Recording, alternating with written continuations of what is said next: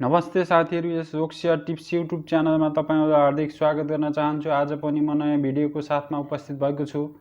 यस भिडियोलाई अन्तिमसम्म हेरी यस च्यानललाई लाइक, शेयर, सब्स्क्राइब र नजिकै रहेको बेल आइकन दबाउन नभुल्नुहोला ताकि नयाँ भिडियो अपलोड गर्न साथ सुरुमै तपाईलाई नोटिफिकेसन प्राप्त हुनेछ। साथै हाम्रो फेसबुक पेज जोक्सियर टिप्सलाई लाइक गर्न नभुल्नुहोला। आज मैले शिक्षक सेवा आयोग निम्न माध्यमिक तहको अध्यापन अनुमति पत्रको लिखित परीक्षाको पाठ्यक्रम लिएर आएको छु साथीहरु। यस भिडियोलाई अन्तिमसम्म हेरेर साथ दिनुहोला।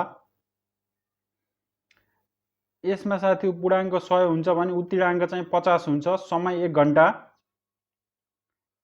त्यसैगरी पाठ्य विषय रहेको छ साथीहरु खण्ड क मा चाहिँ सामान्य शिक्षा 3.1 नेपालको राष्ट्रिय शिक्षा प्रणाली। यस अन्तर्गत नेपालको संविधानमा शिक्षा सम्बन्धी व्यवस्था, मौलिक हक, राज्यका निर्देशक सिद्धान्त, त्यसैगरी अर्कोमा विद्यालय शिक्षाको संरचना र प्रकार, त्यसैगरी अर्कोमा शिक्षाका राष्ट्रिय उद्देश्य तथा तहगत सक्षमताहरू, आधारभूत तह, त्यसैगरी शिक्षा ऐन 2028 संशोधन सहित तथा शिक्षा नियमावली 2059, त्यसैगरी शिक्षा सेवा आयोग नियमावली 2057, अनिवार्य तथा निशुल्क शिक्षा ऐन 2075 तथा नियमावली 2077, स्थानीय सरकार सञ्चालन ऐन 2074, शिक्षा सम्बन्धित मात्रा, त्यसैगरी राष्ट्रिय शिक्षा नीति 2076, विद्यालय शिक्षा सम्बन्धी, त्यसैगरी इन्चोन घोषणा र दिगो विकासका लक्ष्यहरू, त्यसैगरी 3.2 मा शिक्षामा नवीनतम चिन्तन, समावेशी शिक्षा, बाल मैत्री शिक्षाको अवधारणा र प्रयास, सामाजिक न्याय र शिक्षामा समावेशीकरण, शिक्षामा लैङ्गिक समानता, समता, समानता र महिला शिक्षा, त्यसैगरी अनौपचारिक शिक्षा, साक्षरता शिक्षा, डिजिटल साक्षरता, वैकल्पिक तथा निरन्तर शिक्षा र खुल्ला तथा दूर शिक्षा, त्यसैगरी प्राविधिक तथा व्यावसायिक शिक्षा र रोजगारमूलक शिक्षा, जीवन उपयोगी सिप, सामान्य व्यावसायिक सिप, शिक्षामा द्वन्द्व र तनाव व्यवस्थापन, सो व्यवस्थापन र सिकाइ, त्यसैगरी 3.3 सिकाइ र बाल मनोविज्ञान, सिकाइको अवधारणा र स्वरूप, सिकाइका सिद्धान्त, व्यवहारवाद, संज्ञानवाद, निर्माणवाद, सामाजिक निर्माणवाद, बाल मनोविज्ञानको अवधारणा, बाल्यावस्था र उत्तर बाल्यावस्था, बालबालिकाको विकासात्मक विशेषता र सिकाइ, त्यसैगरी सिकाइका प्रभाव पार्ने तत्त्वहरू, उत्प्रेरणा, पुनर्बल, अभ्यास, स्मृति, स्मृति र विस्मरण, सिकाइ स्थानान्तरण, नैराश्यता, समायोजन र सिकाइ, त्यसैगरी सिकाइमा वैधिकता, भिन्नता, विशेष आवश्यकता तथा विशिष्ट क्षमता पहिचान र सो अनुरूप शिक्षण, त्यसैगरी 3.4 विद्यालय समुदाय सम्बन्ध, विद्यालयको समाजको एक सह पद्धतिका रूपमा विद्यालय समुदाय सम्बन्ध र समुदाय र अभिभावक विद्यालयप्रतिको दायित्व, त्यसैगरी विद्यालय सुधार योजना र यसको प्रभावकारिता, गाउँ नगर शिक्षा योजना, त्यसैगरी विद्यालयको विकासमा समुदाय परिचालन, त्यसैगरी विद्यालय विकासमा स्रोत पहिचान, सङ्कलन, वर्गीकरण र परिचालन तथा बजेट व्यवस्थापन, त्यसैगरी विद्यालय शिक्षामा नागरिक समाज, गैर सरकारी तथा सामाजिक संस्थाको भूमिका, त्यसैगरी 3.5 शिक्षकको पेशागत दक्षता विकास, शिक्षकको पेशागत विकासको अवधारणा, यसको आवश्यकता र उपयोग, शिक्षकको पेशागत विकासको वर्तमान व्यवस्था र स्वरूप, शिक्षक तालिमको आवश्यकता र उपयोग, शिक्षकको पेशागत दक्षताका विकासका उपाय एवं प्रचलित मोडल तथा प्रणालीहरू, त्यसैगरी विद्यालय सिकाइ सङ्गठन, स्कुल एज अ लर्निङ अर्गनाइजेसनका रूपमा विकास, त्यसैगरी अध्यापन अनुमति पत्रको आवश्यकता र औचित्य, त्यसैगरी शिक्षकको नैतिक मूल्य, मान्यता, उत्तरदायित्व र तिनको परिपालना, स्वयं सो प्रयत्नमा आधारित जीवन पर्यन्त सिकाइ, त्यसैगरी 3.6 गुणस्तरीय शिक्षा, गुणस्तरीय शिक्षाको परिभाषा, अवधारणा, आयाम र विशेषता, गुणस्तरीय शिक्षाको प्रचलित मापदण्ड र सूचकहरू,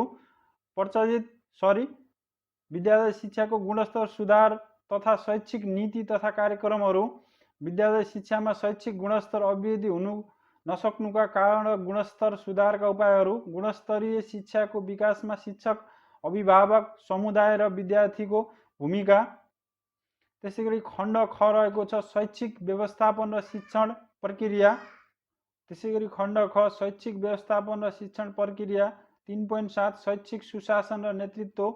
शैक्षिक सुशासनको परिचय र अवधारणा।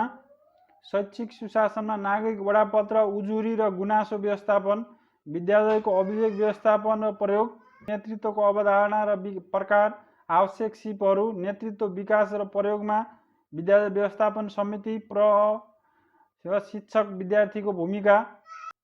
त्यसैगरी विद्यार्थीको क्षमता प्रस्फुटनमा शिक्षकको भूमिका, शिक्षण सिकाइमा प्रजातान्त्रिक अभ्यासको अवसर, विद्यार्थीमा नेतृत्व दिन सक्ने अवसर सिर्जना।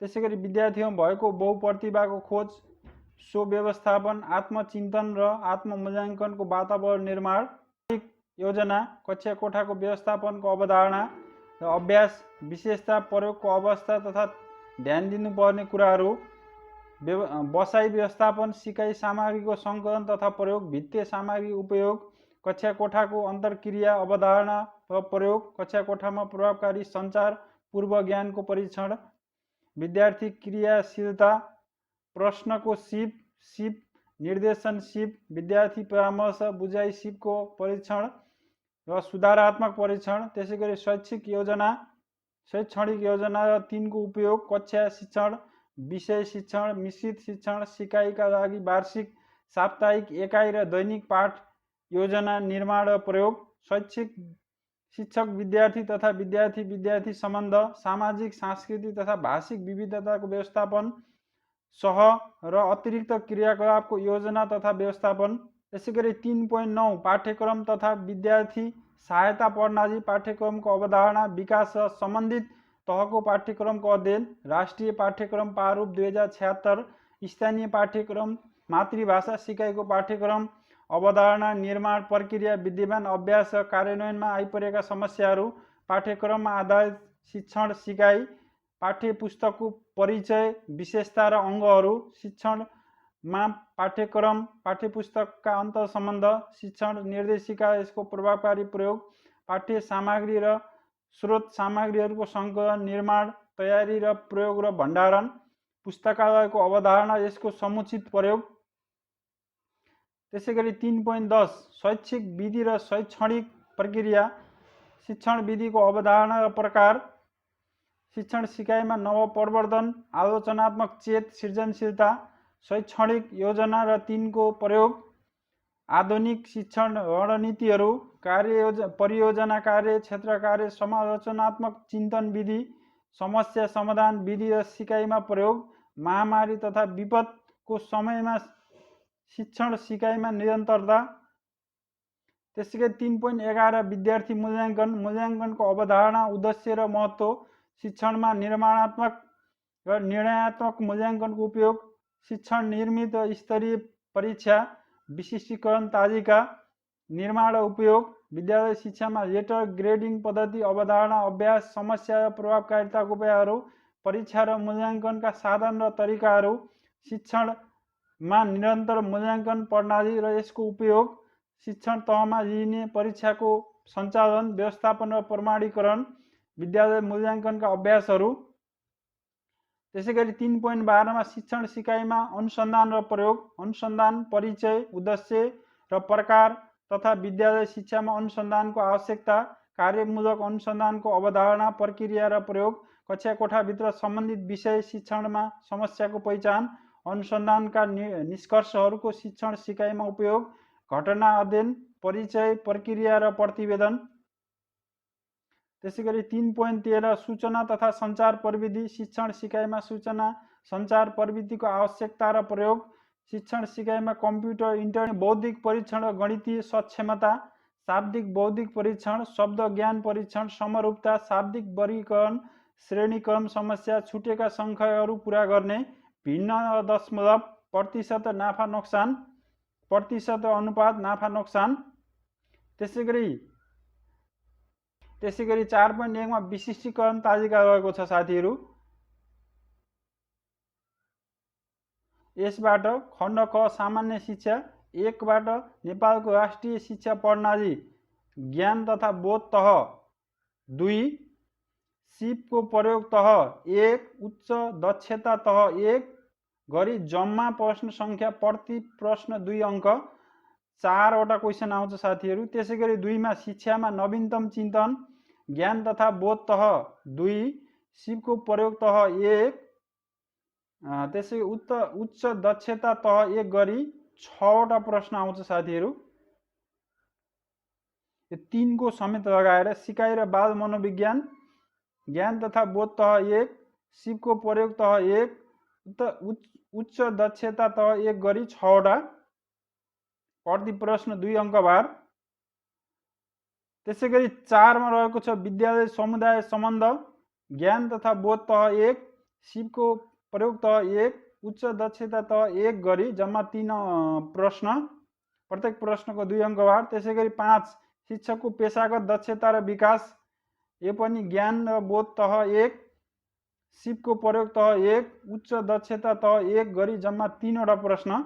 त्यसै गरी गुणस्तरीय शिक्षाबाट जम्मा 4 वटा प्रश्न। त्यसै गरी खण्ड ख शैक्षिक व्यवस्थापन र शिक्षण प्रक्रिया, शैक्षिक सुशासन र नेतृत्व, कक्षा कोठा व्यवस्थापन र शैक्षणिक योजनाबाट जम्मा 7 वटा प्रश्न आउँछ साथीहरू।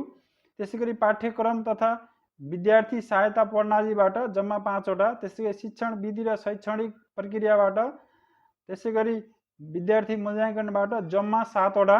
त्यसै गरी शिक्षण सिकाइमा अनुसन्धान र प्रयोगमा जम्मा 4 वटा। त्यसै गरी सूचना तथा प्रविधिबाट जम्मा सूचना सञ्चार प्रविधि र सामान्य बौद्धिक परीक्षणबाट जम्मा 7 वटा गरी जम्मा 50 वटा प्रश्न आउँछ साथीहरू।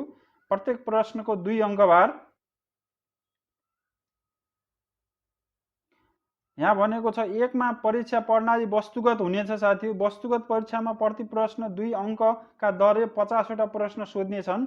वस्तुगत प्रश्नहरू निर्माण प्रथम तह लेभल फर्स्ट का 50%, द्वितीय तह लेभल 2 का 30% र लेभल 3 का लागि 20% हुनेछ साथीहरू। यस परीक्षाका लागि समय 1 घण्टा छुट्याएको हुन्छ।